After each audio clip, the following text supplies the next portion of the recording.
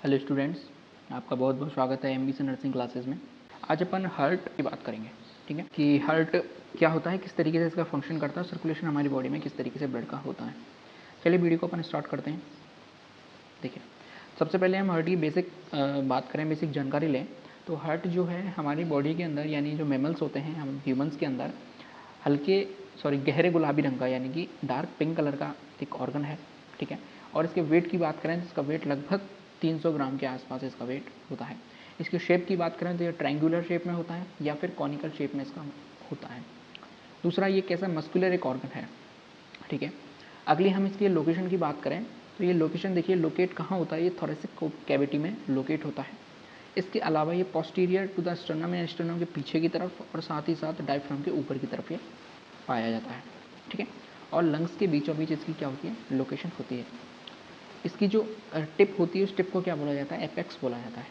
ये बेसिक जानकारी बताई मैंने आपको हार्ट के बारे में, हार्ट कहाँ पाया जाता है, इसका वेट कितना होता है और ये किस तरीके का शेप एंड कलर इसका किस तरीके का होता है, ठीक है। चलिए आगे अब हम हार्ट की एनाटॉमी के बारे में पढ़ लेते हैं, ठीक है, कि हार्ट के अंदर क्या क्या चीज़ें देखने को हमें मिलती हैं। तो हार्ट देखिए क्या होता है, 3 लेयर्स हार्ट के पार्ट्स पाई जाती हैं, पेरिकार्डियम, एंडोकार्डियम और मायोकार्डियम, ठीक है। जो पेरिकार्डियम है ये बाहर की तरफ की परत होती है, ठीक है।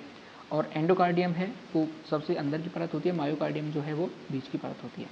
जो पेरिकार्डियम और मायोकार्डियम है इनके बीच में एक फ्लूइड भरा रहता है, एक द्रव भरा रहता है, उस द्रव को बोला जाता है आपका पेरिकार्डियल फ्लूइड, ठीक है।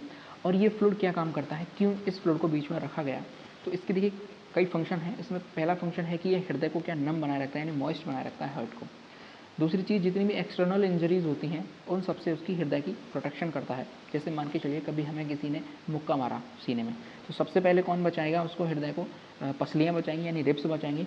उसके बाद वो जो मुक्के का जो फोर्स लगा है वो फोर्स किस पर जाकर लगेगा, इसके बीच में जो फ्लूइड भरा हुआ है, ठीक है, उस फ्लूइड पे जाके लगेगा, तो वो उस जो एक्सटर्नल इंजरी हुई है वो नहीं हो पाएगी, उतना नुकसान नहीं पहुंचा पाएगी हार्ट को, ठीक है। ये उसका फंक्शन होता है। इसके अलावा जब हार्ट बीट करता है तो उस समय उसमें घर्षण होता है यानी फ्रिक्शन होता है, तो उस फ्रिक्शन को कम करने के लिए बीच में क्या भरा हुआ है, फ्लूइड भरा हुआ है। ये बेसिक सी चीज़ें थी, आपको लेयर्स के बारे में हमने बताया।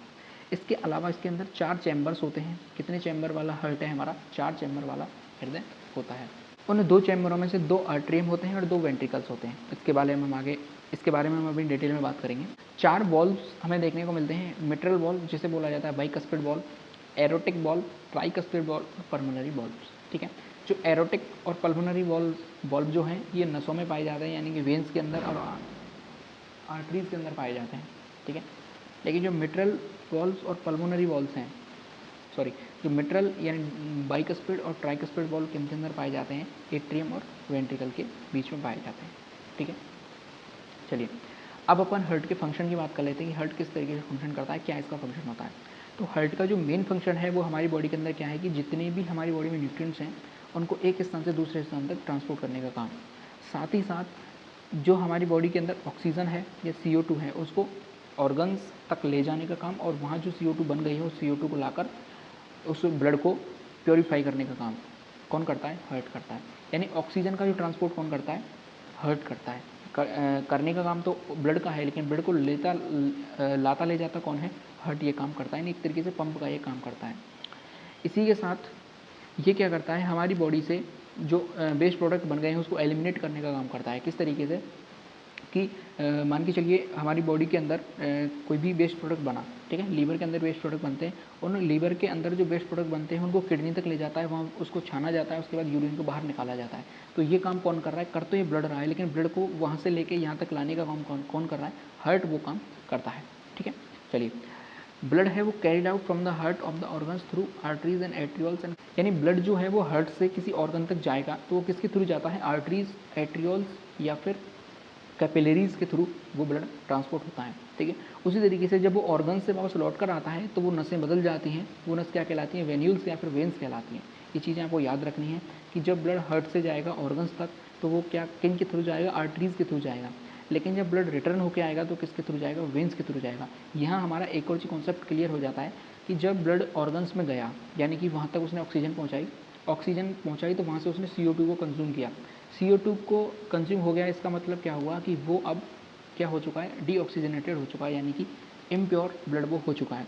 तो इम्प्योर ब्लड कहाँ आएगा, आप हार्ट तक आएगा। तो हार्ट तक लाने वाली जो ब्लड वेसल्स हैं उनको क्या कहते हैं, वेन्स कहते हैं, ठीक है। तो वेन्स में कौन सा ब्लड फ्लो करता है, इम्प्योर ब्लड या फिर डीऑक्सीजनेटेड ब्लड फ्लो करता है।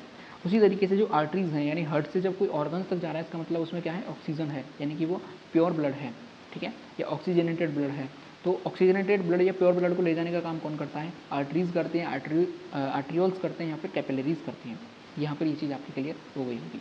चलिए अब अपन हार्ट की एनाटॉमी और डिटेल में पढ़ते हैं, यानी चैम्बर्स के बारे में पढ़ेंगे, सब कुछ इसके अंदर हम अपन क्लियर कर लेंगे। तो एक चीज़ हमने देखी कि हार्ट के अंदर 4 चैम्बर हमने देखे, राइट एट्रियम, राइट वेंट्रिकल्स, जो कि आपके किस साइड हैं, राइट साइड में पाए जाएंगे।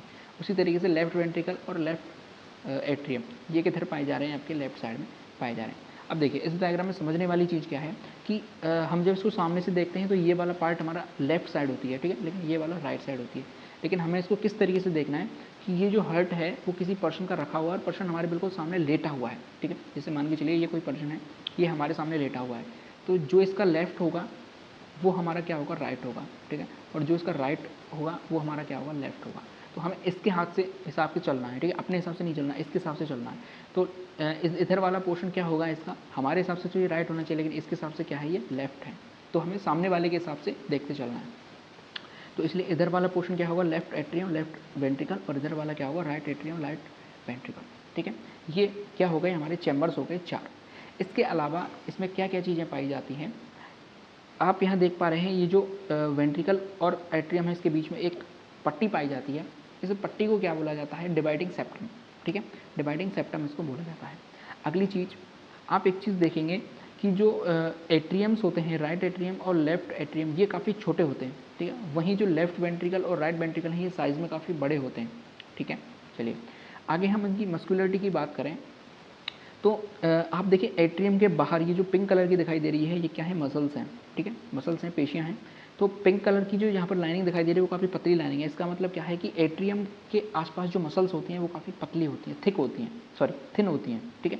वहीं हम वेंट्रिकल्स की बात करें तो वेंट्रिकल में आप देख रहे हैं पिंक कलर की जो मसल्स हैं वो काफ़ी थिक हैं, ठीक है। तो ये चीज़ हमें समझ में आ गई कि एट्रियम के मुकाबले वेंट्रिकल में जो मसल्स हैं काफ़ी थिक पाई जाती हैं, पहली चीज़। वहीं यदि हम लेफ्ट वेंट्रिकल और राइट वेंट्रिकल की तुलना करें आपस में, तो हम क्या देखेंगे, जो लेफ्ट वेंट्रिकल वाली साइड है वहाँ पर भी मसल्स की जो थिकनेस है वो काफ़ी ज़्यादा है मुकाबले किसके, राइट वेंट्रिकल के, ठीक है। ये आपको इस डायग्राम में क्लियर हो रहा होगा। अब मैं आपको आंसर देता हूँ कि क्यों ऐसा है। क्योंकि देखिए जो राइट वेंट्रिकल है इसको ब्लड पंप करना है, लेकिन ब्लड कहाँ तक लेके जाना है, पल्मोनरी आर्टरीज तक। पल्मोनरी आर्टरी के थ्रू कहाँ जा रहा है, ये ब्लड लंग्स में जा रहा है, ठीक है। तो हार्ट के पास ही लंग्स हैं, ज़्यादा इसको प्रेशर लगाने की ज़रूरत नहीं है आगे। लेकिन लेफ्ट वेंट्रिकल की हम बात करें तो लेफ्ट वेंट्रिकल का ब्लड जाएगा वो एरोटा के थ्रू जाएगा, और एरोटा जो है वो कहाँ तक ब्लड फ्लो करती है, वो हमारी पूरी बॉडी में ब्लड फ्लो करती है। तो पूरी बॉडी में जब उसको ब्लड फ्लो वो करेगी, इसका मतलब वो उसको ज़्यादा प्रेशर की ज़रूरत पड़ेगी, और ज़्यादा प्रेशर का मतलब है ज़्यादा मसल्स चाहिए हमारे लिए, ठीक है। तो ये बेसिक सा इनके अंदर अंतर होता है। आगे हम बात करें राइट एट्रियम की, तो राइट एट्रियम में देखिए दो हमारे सामने क्या है, महाशिराएँ आती हैं, ठीक है। दाहिने आलिंद यानी कि राइट एट्रियम में दो महाशिराएँ आती हैं जिसे अपन कहते हैं वेना कैवा। सबसे ऊपर से आती है सुपीरियर वेना कैवा और नीचे से आती है inferior vena cava. Vena cava के अंदर क्या है, डीऑक्सीजनेटेड ब्लड है, यानी कि जो ऊपर के ऑर्गन्स हैं, ठीक है, हमारे हार्ट से ऊपर के जो ऑर्गन्स हैं उनसे जो ब्लड को लेके आएगी उसे क्या कहेंगे, सुपीरियर वेना कैवा।